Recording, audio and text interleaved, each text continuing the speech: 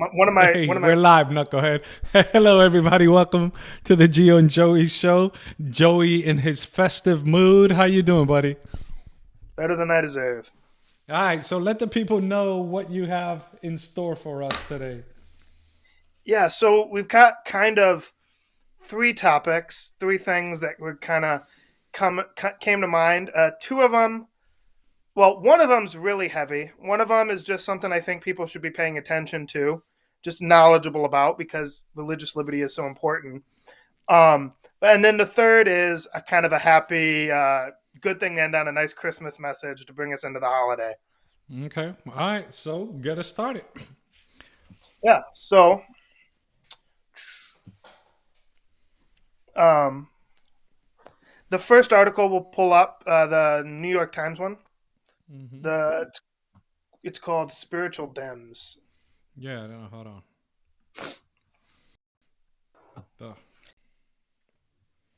Uh, you makes you. I don't have. Oh, my version of the article is Yeah, I don't have a. This New York Times account. Knucklehead.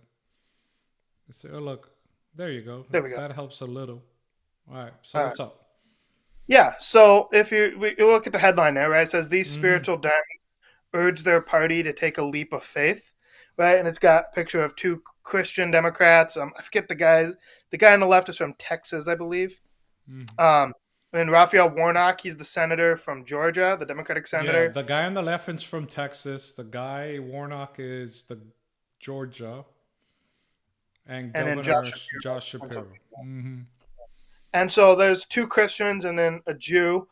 And the point of the article was how there's kind of religious American or like religious affiliation is becoming a minority position in the Democratic Party, but Hmm. there are still some in the party who are religious and who wear their religion, very much in public life, and they're urging their party and their cohorts to that if they don't want to basically if they don't want to become a minority party that always loses elections, they need to be able to connect with religious Americans and they need to lean into religious language and whatnot.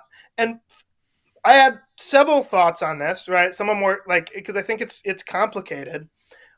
There's a good side to this in that religion can make our public life better. The Yep. concern I have is the angle, right? Because obviously they throw that in there in the headline, right? That if it's authentic, but kind of the angle of the article was we need to be tapping into religious language because we're losing elections, right? Hmm. And the danger of kind of crossing the church state line, where it's not just influencing your politics, but you're crossing into another line where you're using religion as a political tool, is when you're saying, "Hey, we need to do it cynically because we need to win elections or our party's not resonating with voters."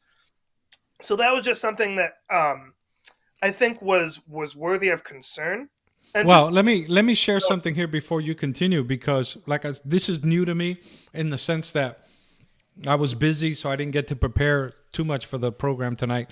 But in our denominational history, we've been warned that politicians are going to take on the garb of Christianity because they view it as expedient. And we see that throughout history where people take on the trappings of Christianity just to come across as we of the people. But that's when politics becomes dangerous. That's when it becomes dangerous when people see Christianity as a costume and not really as a way of life to be surrendered to Jesus Christ. So I take it that's where this article is kind of going, or that's some of your concern. yeah, that was one of my concerns, and then kind of going with what you said, there is something about how when the religious faith permeates the culture, right? There's certain things that are going to just be more norm, right? We're just more normal, and it's not a violation of separation of church and state. It's Hmm. just the culture. But when um, say if a politician or if politicians decide, hey, no, we're going to try to Christianize the culture through politics, that's getting the cart before that's getting the things in the wrong order. And it's got to be a natural desire of Christianity permeating the culture. You Mm. can't force it and use it as a tool to bring your party into, political power. Or at least you shouldn't. You shouldn't. Well, I mean, I think the secular mindset, the thing they hate the worst is losing. And people are expedient. I mean, Pontius Pilate thought, if I give up Jesus, if I let the mob do with Jesus whatever they want to do, then I will secure my position here with the Roman Empire and my position as leader here in Jerusalem. Well, expediency never in the end wins out. And it cost him his position, cost him what he wanted. And so if the Democratic Party, and I'm going to say something here about the Republican Party, but if the Democratic Party wants to go down the path of Christianizing their lingo in order to win people over, but not really take the teachings of Christianity, it's not going to end well. People are going to see through that, which is why many true Christians aren't happy per se with the Republican Party either, because they see that a lot of them are espousing Christian lingo without actually living it, and are being voted in not because people don't see through their shenanigans, but because they see it as the lesser of two evils. But I don't think any Christian is happy with either party, really. I don't know. My thoughts. And one thing I want to distinguish, like, between true Christian faith, including Christian faith in leaders, Yeah. and this kind of political weaponized Christianity. Right? True Christian faith, right, that has permeated the heart, is a stop on certain abuses, right? So even if maybe you have a wrong idea in politics, if your heart is truly converted by the gospel, there's certain lines where you may get things wrong, but there's certain things you won't do, because true Christian faith is going to say, hey, no, there's a certain way you need to treat underprivileged people, right? There's a certain way you need to treat the unborn. There's a certain way you need to treat people who look differently than you or worship differently than you. You can't just do, whatever your tribal instincts might say. Christianity, if it's truly taken in the heart of the leader, makes a leader better. I truly believe that. But when it's just, well, we're losing, we want to make sure we appeal to the sentiments of the people, right? Then now you're just using Christianity as a tool, and that limit and that check of Christianity in the heart isn't there. And that's why I put the article back in for anybody who may be watching. This is what we're talking about. These spiritual Democrats urge their party to take a leap of faith. And the headline says, in a party that has grown less religious, some prominent Democrats say discussing their deepest beliefs can be a way to connect when it's authentic. And I like that they put that, when it's authentic. Yes, if it's authentic and somebody doesn't believe the way I believe, then the conversations will take place in good faith. What annoys me is when people enter into conversations not in good faith. And you see it all over Twitter. I've been reading a lot of Christian posts on X, things that pop up in my feed. And lately, the conversation has been about the importance of sola scriptura. And I hear people espousing the importance of sola scriptura, but I know that if I would address them about the validity of their belief on sola scriptura and press them upon it in the way I have, and I'll explain why, that in the end, they won't really believe in sola scriptura. And so what I'm trying to do, because you look at these Twitter wars, whose opinion is ever changed over a Twitter war? Nobody's. Whether it's talking about, first of all, the biggest ones I see the most are Catholicism versus Protestantism. Have you ever seen anybody actually change? And then what it boils down to is snide remarks on both sides. neither showing the Spirit of Christ. And so what I want to do is I want to be able to engage. I think I have the responsibility to engage, but I want to engage in a way that doesn't, what's the word I'm looking for? That doesn't end up in the gutter like these other conversations. And so that's why I've been thinking about and praying about. And it's the same way with these Democrats. If they really want to engage with Christianity in an authentic way, I'm all for it. Because I know the power of the gospel and I know the power of scripture and of Christianity, that if they're really authentic, then it's going to make them better people, better politicians. Your thoughts on that? On the two things I said. I think your point is totally true, right? That if it's just about owning the libs or owning the conservatives or owning the prots or owning the Catholics, right? Then that's not the right spirit, because the goal should be helping everyone to know Jesus, right? And have him so that he's actually the indwelling Christ, which is what actually changes hearts, and in those hearts change culture. But if it's just about, like I said, if it's a tool for winning an argument or, again, for getting political power, that's the wrong spirit. And here's another thing that bothers me. Good point.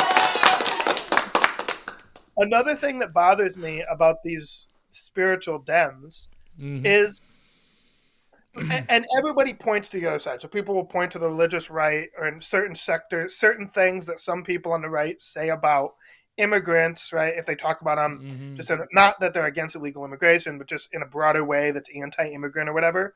People on the left will say, "Oh, well, you don't follow your Christian values." And here's the dirty truth: nobody follows their Christian values perfectly, and we should all be trying to follow it better. But when I see these spiritual Dems talking about their Christian faith, or in the case of Shapiro, their Jewish faith, and then I'm like, but wait a minute. What is Senator Warnock, who's a pastor, apparently, what does he have to say about biblical sexual ethics and the trans phenomenon or abortion, right? In other words, yes, he talks about the Christian faith in many these different contexts, but there's a lot of things the Bible has to say about these other things that he's happy to kind of sweep this way or sweep that way. And that's, I guess, for me, that's just another kind of clue that it's like this Christianity or this spiritual nature that they're appealing to is about something closer to political power than it is to like an authentic, biblical worldview. Well, it goes back to what I said earlier. It's about expediency. What do they think will win them the next election? And sad to say, some of these politicians, whether Republican or Democrat, whatever they think will lead them to win an election, they'll probably willing to do outside of it being a crime. And some of them do resort to criminal activity. And so that's why social media, as I begin to notice, it's its own really world. It is its own world, because I bet you that a lot of these people who talk on social media, who aren't authentic Christians, live different lives. It's almost like they're keyboard warriors. Some of the things they say on keyboard wouldn't be the same thing they would say to somebody in their face. For example, I hate to call this guy out. Well, I'm not going to call him out. Because that's not what I want to do. The point being is, look, I think we can say truth without being offensive. And some people seem to want to shock jock people into Christianity. And you can't do that. You can say that something is sinful without being abrasive or abusive. And I think politics, unfortunately, has dived into that gutter, and we need to raise it up. So if these Democrats are being sincere about letting their faith be expressed, then I'm all for it. But it has to be obviously authentic, as the article says. And I'll put the article back up for, oops, wrong. That's a quote we'll get to. Where did the article go? There it is. All right. So this quote we have up, why do you want to bring the quote up? Because I just saw the quote. It may be shocking to some people. Yeah, it's a little shocking, but and um, the book that it is, we'll throw a link. We'll put a link somewhere down in the comments after this, or we'll put a link in the link to this video. Yeah, Joey will put a link. Yeah, but basically, this quote, it's about, prophetic, what we've believed for a long time is coming, and Revelation 14 and stuff that really goes into prophecy. We've talked a little bit about that in the past, and we'll probably do some future episodes. But I wanted to talk because I think it kind of relates to this topic that we're talking about here with these Dems, kind of their political posturing with religion, and how sometimes for threats to religious liberty, people always look to the religious right and say Christian nationalism or these things, right? And say people want to enforce their religion on others. But I just wanted to just make a point that there are religious people on both sides of the aisle who abuse religion, right, to try to enforce their view on others. And so I wanted to get this quote, and then we'll talk about it and dive into it a little deeper. Okay, let me set up the quote for those who may not understand what's happening here. Many people don't understand why they don't find the United States in Bible prophecy. Many people think the United States is opposite, or it's just couched under the umbrella of apostate countries, right? So globally. But the United States is specifically alluded to in the book of Revelation, chapters 13 and, 13 mainly, but it bleeds into 14. And so this quote here, and I'm doing a study. Let me plug the study I'm doing on the book of Daniel. We just finished Daniel 9, which takes us to the 2,300 day prophecy. And so we'll be in Daniel chapter 10 this coming Friday. But it is the foundation of the book. What? I just said definitely tune into that. Yeah, it's definitely the foundation of the book of Revelation. And so let's read this quote and we'll explain it. But if anybody has any questions about this quote, feel free to reach out to me. That's my Twitter handle or my X handle. And I'm open to bring you on to the show to have a respectful discussion, respectful Bible study. It might be a benefit to you or to somebody else. But let me put this quote and then we'll go from there. I'll go ahead and read it since it's probably too small for you to read the way it's formatted. It says, "And he had two horns like a lamb. The lamb-like horns indicate youth, innocence, and gentleness, fitly representing the character of the United States when presented to the prophet as coming up in 1798. The Christian exiles who first fled to America sought an asylum from royal oppression and priestly intolerance, and they determined to establish a government upon the broad foundation of civil and religious liberty. The Declaration of Independence set forth the great truth that all men are created equal and endowed with the inalienable right to life, liberty, and the pursuit of happiness. And the Constitution guarantees to the people the right of self-government, providing that representatives elected by the popular vote shall enact and administer the laws. Freedom of religious faith was also granted, every man being permitted to worship God according to the dictates of his conscience. Republicanism and Protestantism became the foundational principles of the nation. These principles are the secret of its power and prosperity. The oppressed and downtrodden throughout Christendom have turned to this land with interest and hope. Millions have sought its shore, and the United States has risen to a place among the most powerful nations of the earth." And so let me break that down for those. So this second beast in the book of Revelation has two horns that it looks like a lamb but speaks like a dragon. And in 1798, as I mentioned in my study in the book of Daniel, speaking of Daniel chapter 7 specifically, but 7, 8, and 9, we identified that power to be none other than the Roman Catholic system, not the people, the system. 1798, Berthier took Napoleon's general took the Pope captive, brought him in exile, who died there. That is the end of the 1260-year reign of terror of the medieval church. At that point, the same power that took the Pope captive was the first power to recognize the United States of America as a sovereign nation, which was France, where they established diplomatic relations. At that point, the beast rising up, that second beast rising up, is none other than United States of America with its twin powers of religious liberty and, civil liberties, right? That's what people fled Europe from. It's the only nation that has this power. But Revelation says that it'll eventually speak like a dragon. And we see it as we live right now. I mean, it codified that which is against God's, forget God's word for the moment. It codified that which is against nature. Marriage between a man and a woman, right? It codified laws against that, which is obviously a violation of God's law.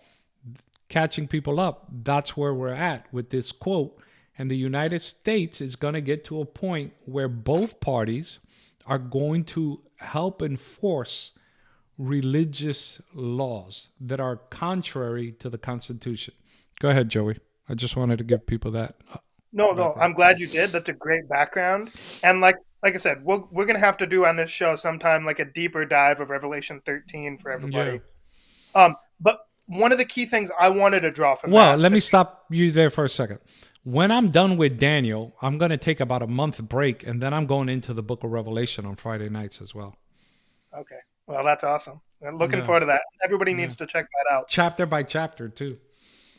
But one of the things I really wanted to highlight from this is the thing that's listed there as kind of the superpowers or the fundamental goodness of America, republicanism, and that's not just the Republican Party, but like the idea of republicanism, the form of government, constitutional government, right? Limited representative democracy, but limited. These things, that form of government, and then Protestantism or true Protestantism. And I think it's important to understand what is meant by that, by those two things. So the republicanism, right? That's like what Ben Franklin said when coming out of the Constitutional Convention. Someone asked Ben Franklin, he said, so what kind of government do we have? And Ben Franklin said, a republic, if you can keep it, or if we can keep it, something to that effect. And so that's our system of checks and balances, right? With government split up between three different levels, right? At the federal government, right? Or three different, types. Branches. The three different branches, and then different kinds of power, right? So you have, right, say Congress is more democratic, but the Senate was less democratic. And these things were all to check the various places where it could become tyrannical. So there's that system of government that is part of the key to America's success. But then it says Protestantism. And this spirit is the spirit, and I think it comes down to the spirit of religious liberty. This idea that, like John Adams said, right, we need a private Christian morality in order for free people to remain free, because otherwise it'll, devolve into anarchy. But at the same time, there wasn't a state-established church. There were some on the state level, right? The Constitution didn't at that point abolish it, but Congress was not going to have any kind of establishment of religion, right? George Washington was very clear that Jews living within the United States would have full rights as citizens, right?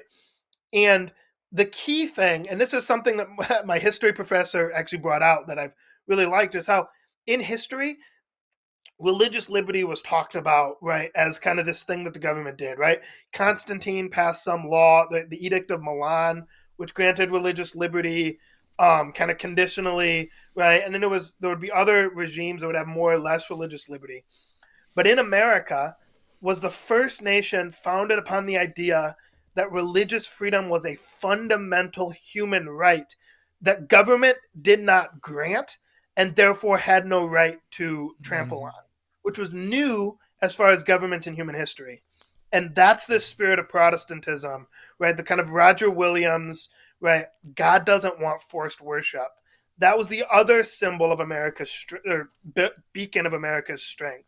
So that's why Gio and I, like, that's why we're so passionate on this show about defending both America's constitutional system, also standing up for Christian religious values, but also religious freedom, right? Because these things are indispensable to what makes America great. And when America becomes what I believe Revelation 13 says that America is going to become, and maybe we can see glimpses of that in various things, but I ultimately, I do think we're still free. But when it becomes that second beast in Revelation 13, it's going to totally get rid of these things. The Constitution, not going to be binding, right? The Bill of Rights, right? Religious liberty, none of that stuff is going to be binding. And so I think it's important to recognize that, what's coming and republicanism are the powerhouse of the nation. You know, there is a quote I've been thinking about because from the same author. She writes that towards the last days, the spirit of racism will rise again. And I have to admit that about 10 years ago, I thought to myself, wow, it's going to... She says the spirit of, racism or slavery is going to rise again. So I have to admit, about 10, 15 years ago, I used to think to myself, wow, you're going to have that hatred again that was of the 1800s, which is whites hating blacks. It just dawned on me the last couple of weeks that, that spirit of racism has risen, but it's flipped, right? It's about, the woke agenda and the Black Lives Matters hating on white people, right? And I'm not white. I can say that, right? I see it. Right now, you're half white.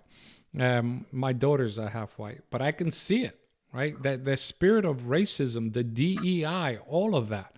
And it's not just, it goes both ways, but we see that spirit now, right? We have separate dorms, black-only dorms. We have hiring that, excludes white males. We have, I think in Pennsylvania, laws to give loans to minority owners, but not, coming from the government. And so we see that spirit rising, and it's pretty divisive now. And so, that which she spoke about, I'm starting to see, and I can say that because I'm not white, and I see it. Let me put up this next quote, because this next quote actually dives deeper into what we were talking about. I'll read it. It says, "The beast with two horns commands all, both small and great, rich and poor, free and bond, to receive a mark in the right hand or on their foreheads." And before I go there, before I finish reading, I want to explain that because people have asked me that. The Bible talks about that you get the seal of God on the forehead, right? And why? Because the frontal lobe is where we make our decisions, where we freely choose our things. But the mark of the beast, you get it on your forehead or on your hand. So why the two distinctions? Well, basically is this. If you get it on your forehead, it's indicating that you are a willing participant of what's happening. In other words, you've thought it through and you're on Team Satan. Now, you may not think it's Team Satan, but you've chosen that team, which is Team Satan. But we saw during COVID those who will get the mark of the beast on their hand. And that has nothing to do with the COVID vaccine. But I'm talking about certain things that happened during the COVID thing, where people were pressured against their own desires. And because they didn't trust God enough to wonder how they were going to feed their families, going against their conscience, they took the vaccine to go along, to get along.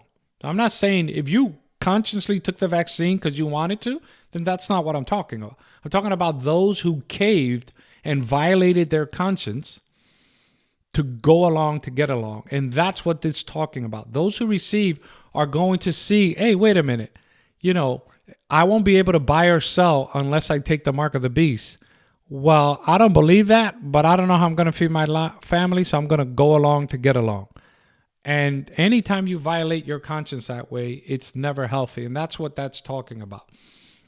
The distinction between forehead and hands. And then that no man might buy or sell save he had the mark or the name of the beast or the number of his name. This is straight out of Revelation 13, 16, and 17. The third angel's warning is, if anybody worships the beast in his image and receive his mark in his forehead or in his hand, the same shall drink of the wine of the wrath of God. The beast mentioned in the message, whose worship is enforced by the two-horned beast, is the first or leopard-like beast of Revelation 13, the papacy. Anybody want to know more about that? Hit me up or look at my study on Daniel chapter 7 and 8, where we laid it out.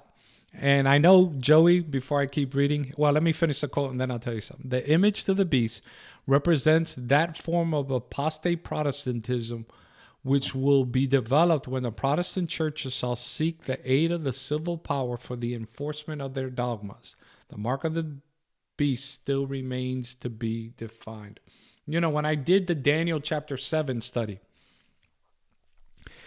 I gave them 9 clues to figure out who this earthly power is that it's been around since forever and it's still with us to this day.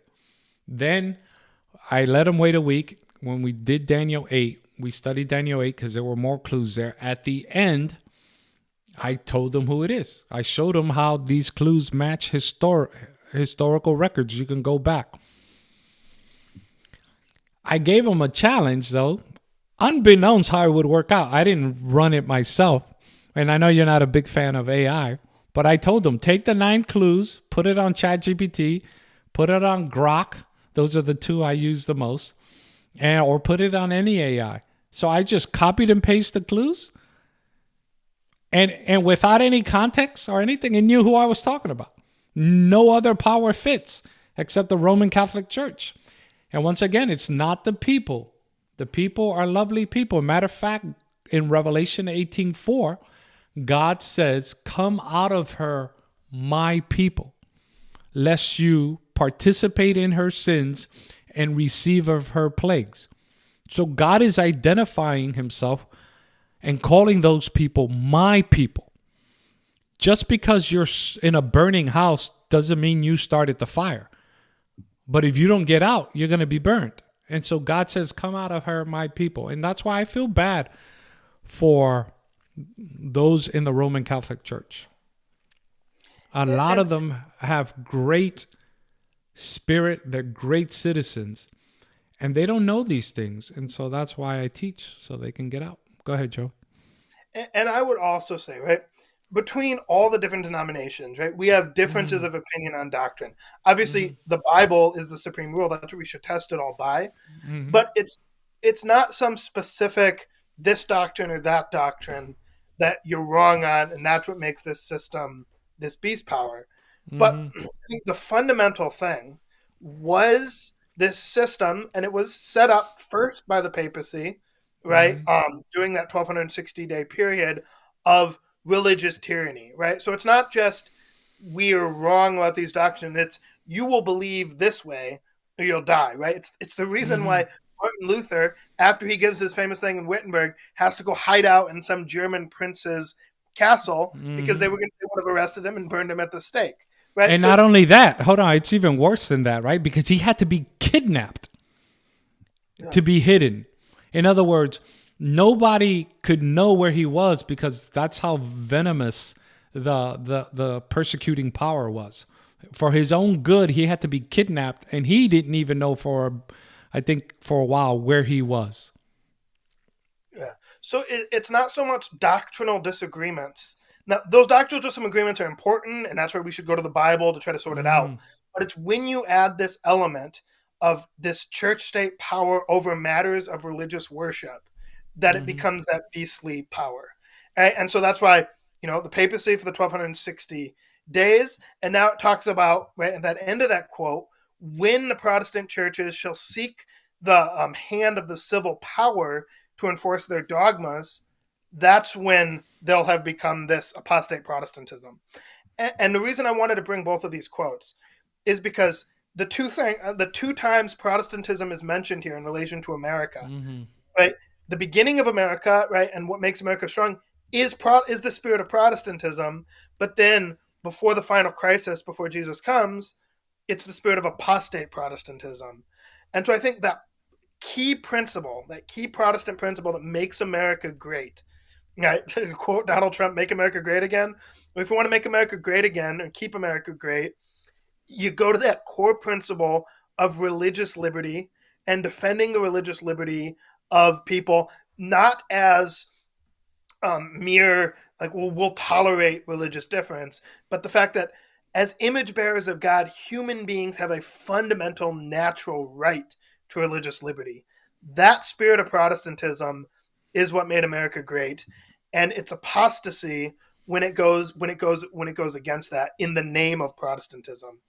Yeah, there's a famous quote from Ben Franklin that you and I like, and I can't put it on the screen right now, but I'll just quote it. It says, "When a religion is good, I conceive that it will support itself.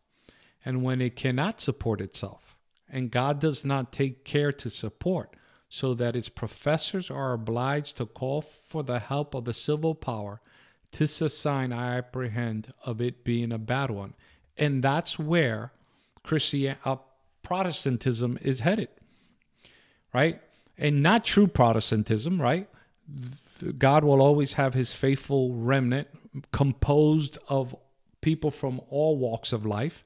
So this is not a denominational thing. God wants those who worship him in spirit and in truth. Many sheep, he says, I have that are not of this fold, that he's calling into this fold. And the fold is him, not necessarily a specific denomination.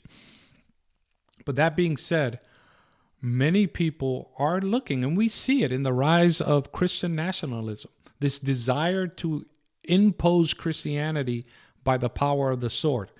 And many Protestants are lazy.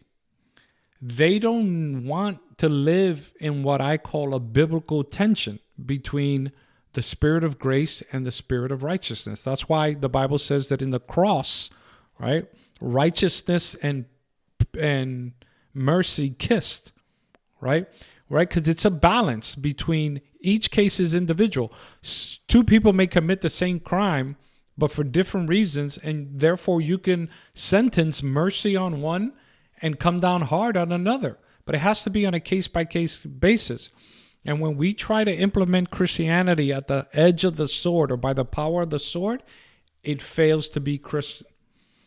It doesn't mean you don't uphold rules, but it means we have to do it God's way, biblical way, not man's way. Because anything man touches in the end stinks to high heaven. How do I know that? I hate to pick on my Catholic brothers and sisters, but Catholicism is an abomination to God. The system, not the people. Once again, Revelation 18:4, "Come out of her, my people, lest you participate in her sins and receive of her plagues." So that's where we're at. It's a balance and it's a tension between doing justice and having mercy. Has to always. If you go too far mercy, you get the Democratic Party. If you go too far justice, you get the Taliban. And so, seriously, so we have to be balanced. Yeah. And just kind of my last point on this. Yeah. The thing I want to emphasize too is the bipartisan nature of apostate Protestantism, Mm-hmm. right? So you mentioned kind of Christian nationalism, which is generally more associated with the right. Mm-hmm. But like we were talking about in this earlier thing, there was plenty of religious sentiment from the religious left that also crosses this line, whether it's, there's Stacey Abrams, or I think it was Senator Chris Murphy from Connecticut recently, who was saying in a speech about how we need to getting back to Christianity, right? Mm-hmm. He was saying it from a political context, right? Eric Adams, the Democratic senator from New York, we actually covered this on this podcast. Mayor, Yeah, the Democratic mayor of New York City. has said, I don't believe in separation of church and state and these different things, right? But even furthermore, the historian, he's an atheist, but Tom Holland, he wrote a book, Dominion, and he was showing about how everything in the West is shaped by Christianity.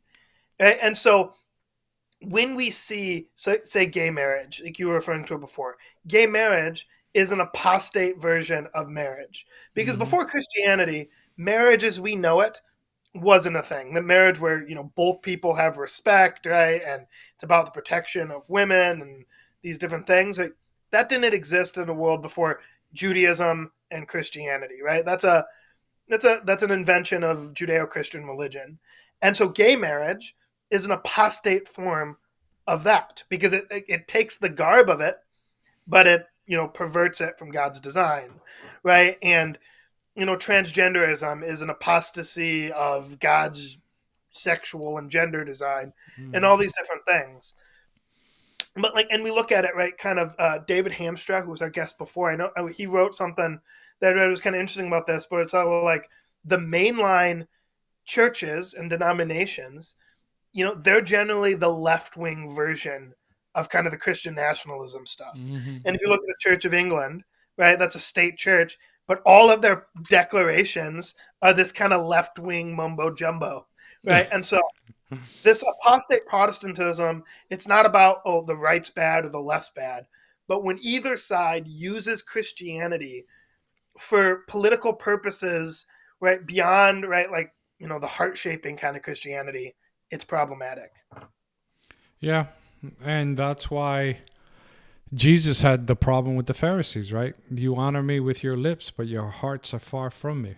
Anybody can talk a good Christian game, and so can you live it? And look, I'm not perfect. No one's perfect except Jesus Christ. Not even Mary was perfect. I know. That bothers me because the Bible clearly says there's only one intercessor between man and God, and that's, Jesus Christ. So it's sad. It's sad to see. Let's transition, though, because we are running out of time. The conversation's been good, but I got to go here in a bit. Well, 20 minutes. What I was going to say, as we transition, the reason why this conversation is so important is because we believe very firmly that what we see in Revelation, right, is evidence that the times we're living in now are the end of times, right? If people know Daniel 2, we're in the toenails of that statue. And so that's why the next topic... Hey, real quick, there's that quote I quoted. Oh, yeah. Go ahead. Yeah, and we don't have to show the videos necessarily. We can just talk about it. I'm sure most people are familiar with it. But there was 2 recent school shootings. I don't know if you saw both of them, but there was one in our denomination, an Adventist school in California. A young boy was shot, and a teacher, I believe, by a former student, a man who was at one time. And then in Wisconsin, there was I don't remember what the denomination was, but a Christian school in Wisconsin, a female, which is an odd twist that you don't normally see on this, but a female student, I believe she was 15, shot some of her classmates and I believe a teacher as well. And obviously everybody knows these kinds of shootings are becoming too much of an American tragedy, happening way more often. And well, I think it's because, I spoke this past week about intimacy and how a lot of people are missing intimacy, especially during the holiday season. And I'm not talking about sexual intimacy. I'm talking about people getting to know each other, right? Social media, we think we have a lot of friends, but how really do we connect, right, on a one-on-one? And when I mentioned how those verses about Jesus, God, Emmanuel, right, God who dwells with us, it's all about that our God is intimate, that our God wants to be one with us. For crying out loud, it says the Holy Spirit lives in us, so he wants to be intimate. And yet, when you see in these 2 shootings, at least one perspective from the shootings, is that these people are living in a social media world where if you just live in a social media world, depending on which side you're on, it's the end of the world, right? During the election season, Republicans are all Nazis and fascists, right? Everybody's a pedophile or woke on the left, right? Depending. And you and I know people on both sides, and they're genuinely respectful people. But the media world is like a magnifying glass to all the ugliness in society. And so some of the things that have come out of this young lady who did the killing in Madison is she was a radicalized feminist. And any ideology that is outside of faith in God is going to take you down a rabbit hole you don't want to go. And so that's where we're at. The man who shot the Adventist school, I mean, how kind of psychopath must you be to go there, set up a meeting with administrators to pretend you're going to enroll some children, sit through all that, act friendly, act like that was your only intention, and then go out shooting people? And if these people were really stable, why do they always take themselves out?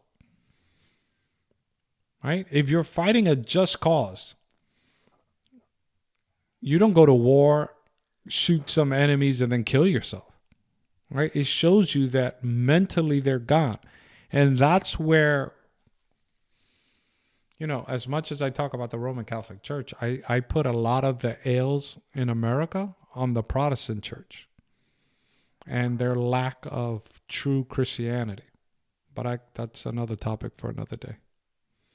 Yeah, no, I think your point is good there about the lack of connection. Mm-hmm.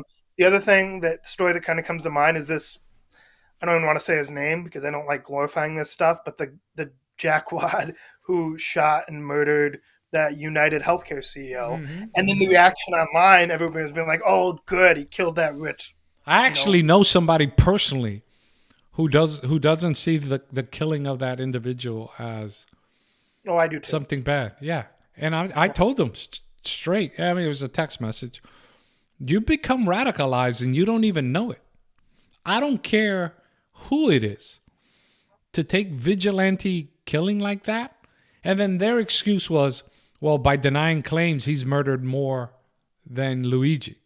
Oh, sorry, I mentioned his name. But he's murdered. That's stupid. Even if that's the case, then bring him to justice, right?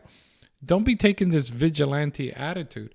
And people have, so, yeah, I know the individual for a long time, but he doesn't even know it. He's being radicalized. So, I don't know if we'll pull it up on the screen or not, but Matthew 24, I'll just read it here. Yeah, go ahead. Matthew Let me 24. see if I can get it on. Hold on. Okay. What version? Well, I can give you whatever version you want. I have it in NIV here. Oh, man. That's a non-inspired version. Matthew what? Matthew 24, 9-14. And for everybody, while he's pulling that up, Matthew 24 is a chapter where Jesus is talking to his disciples about two things simultaneously. The destruction of Jerusalem, which would take place shortly after Jesus was speaking in AD 70, and then the end of the world. That's our notes. No, I know. Let me go. It's just I was going to try to put it on in accordance. I'll get it up for you. Just give me a second. It's just I'm going to have to go the iPad route. Oh, good. But yeah, so then the second part was just about how the other thing, other than the destruction of the temple in Jerusalem, was the second coming. And Matthew what? Matthew 24, 9-14. Okay, here we go. Kind of small, so you could read it, but yeah, that's NIV or that's NKJ. You want NIV? I'll give you NIV. Yeah, I mean, just because then I can read it from here because I can see it. Okay, yeah. Hold on. Let me put that up here so I could zoom it then. There we go. Yeah, so 9-14 says, "Then you will be handed over to be persecuted and put to death, and you will be hated by all nations because of me. At that time, many will turn away from the faith and will betray and hate each other. And many False prophets will appear and deceive many people. Because of the increase of wickedness, the love of most will grow cold. But the one who stands firm to the end will be saved. And this gospel of the kingdom will be preached in the whole world as a testimony to all nations, and then the end will come. And that bit about it, wickedness increasing and the love of most growing cold, Yeah. we're seeing that all around us. These acts of violence are the extreme example, but the way Republicans and Democrats talk about each other, that's another example. The way, we'll callously throw out insults or names, or the way our politics has become, politicians mudslinging each other rather than, even, yes, it was a tough business, but if you go back and you watch debates between like Ronald Reagan and Mondale, or between Bush and Clinton, there was this kind of cordiality that existed, right? Where they kind of had this respect. You look at the debates now, and it's like, you're the worst, right? You're a killer, you're this, you're that. And it's just, the love of many has grown cold. We don't view each other as fellow citizens, right? Families are split up, and we're seeing an increase in violence and crime. And I think that's just one more example to show that we're really living in the end times. Yeah, let me point something out here because now I put it on a different thing. I want to point some things out. Verse 10. At that time, many will turn away from the faith. Now, what faith is this? It's talking about Christian faith. It's not, Jesus is not talking about other denominations.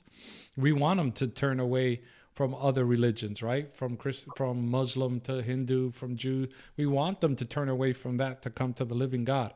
But this is talking about many Christians will turn away from the faith. And what will they do? Betray and hate each other. Right? I don't hate anyone, even though I call out foolishness of the Roman Catholic Church or even other Protestant churches. But verse 11 too, it says, and many false prophets will appear and deceive many people. What's the implication there? By using the adjective of the word false. The implication is that there will be true prophets. So you can't throw out the baby out with the bathwater. But once again, the implication is many false prophets will appear. Where? In Christianity. And so that's why every Tom, Dick, and Harry that goes viral preaching or supposedly preaching the gospel of Jesus Christ, you got to test it by the word. And those two things I want to point out because the battle takes place within Christianity. We have to make sure we're walking. And that's why lately on X, all these people talking about sola scriptura. It's sad because many of them don't even follow sola scriptura. They think they do, but they're not. And I want to approach them. And so I've been debating, thinking I'm going to spend time in prayer, how to have a series. I want to do a Twitter series where I go live, like maybe half an hour for lunch, like the Bible, join me for Bible and lunch or something like that for a set period of time. Cause I got things to do. I work, but to talk about these things and just talk about the gospel, not even our differences, but then it's going to bleed out because we need to reach the people with truth. We need to, one of my favorite commercials was a Lexus commercial, only not because of the car, but because the phrase it used, the relentless pursuit of perfection. And so I would take that and think about Jesus, right? That's what we need. We need the relentless pursuit of Jesus and his truth. But I think too many people, and going back to our discussion on Christian nationalism and the mark of the beast and all that, too many people want their Christianity to be popular. Right? And so they're afraid to buck the trend. Oh, what happens if I follow what the Bible says? Then the majority of my friends are going to disown me. Who do you care more about, your friends or Jesus?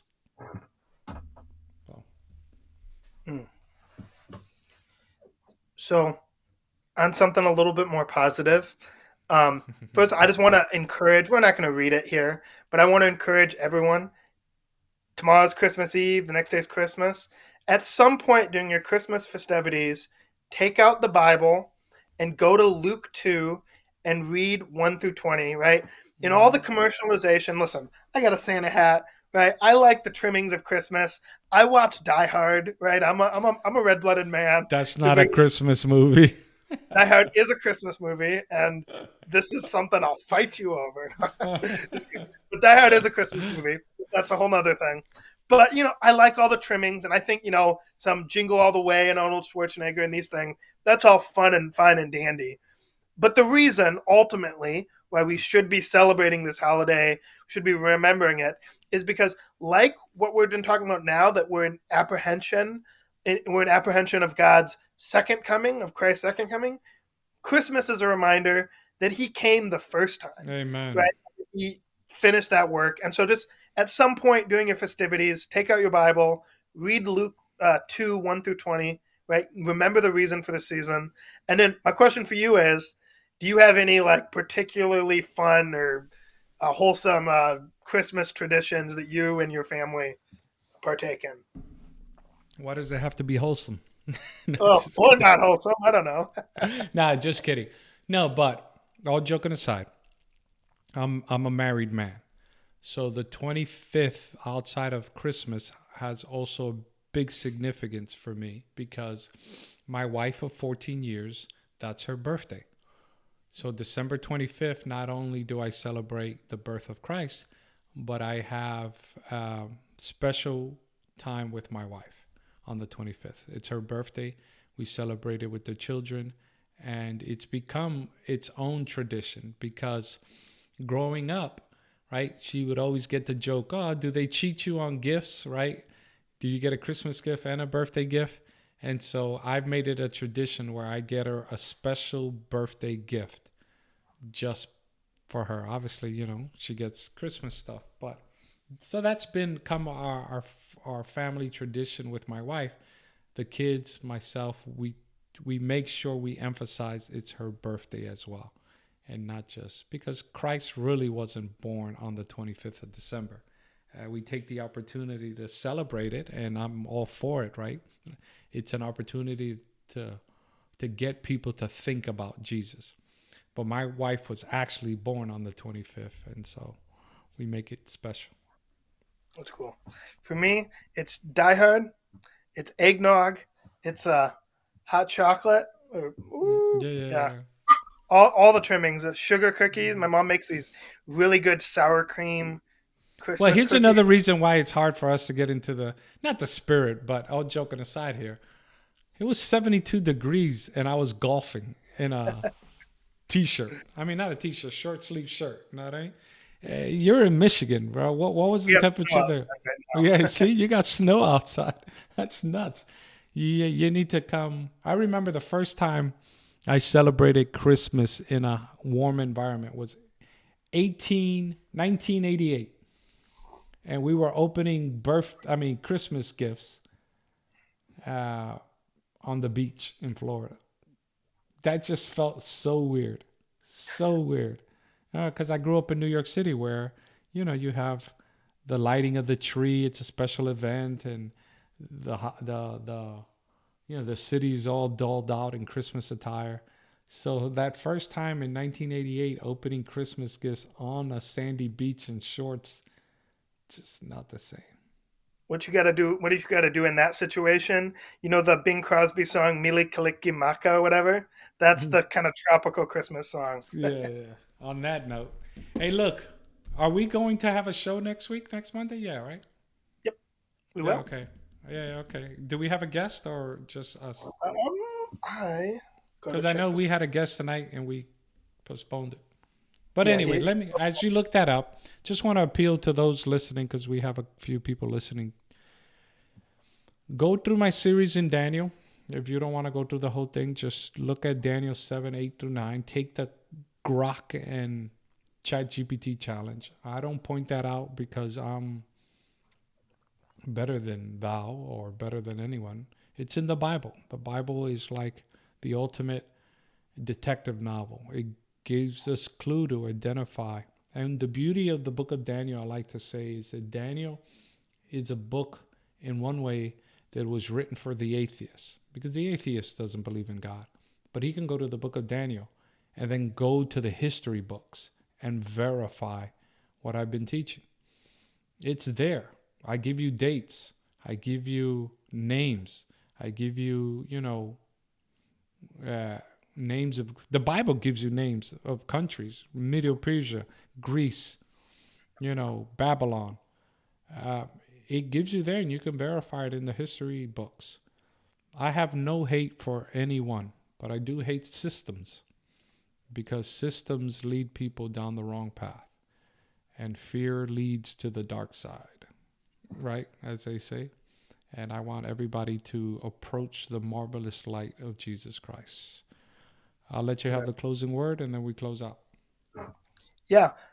So I guess if I had to sum up everything, it's we want to be, as Christians, right, in that balancing line in kind of in our politics, right? We want to be salt and light to our communities, to our systems. And yes, we bring our faith with us everywhere we go, right? But when we cross that line of enforcing not kind of the natural law principles, right, like the Romans 1 type things, and the last 6 commandments, but enforcing religious worship on others, even if it's for the good end, right? Say we want everyone to experience the joy of true worship, right? And so we get overzealous and we say, oh, we're going to have laws regarding that, right? That's not going to be the true end of good worship, because, to quote that, my favorite quote from Roger Williams, forced worship stinks in God's nostrils. So we want to be salt and light. We want to bring our religious values with us in public life, but don't cross over that line of infringing on religious freedom, because that's not what Christ wants. That's not honoring of the Imago Dei. Amen. On that note, we close out. I want to wish everyone a Merry Christmas and a Happy Holidays. Never forget, as Joey said, that Jesus is the reason for the season. And if you have him, you have the greatest gift of all. God bless. Until next time.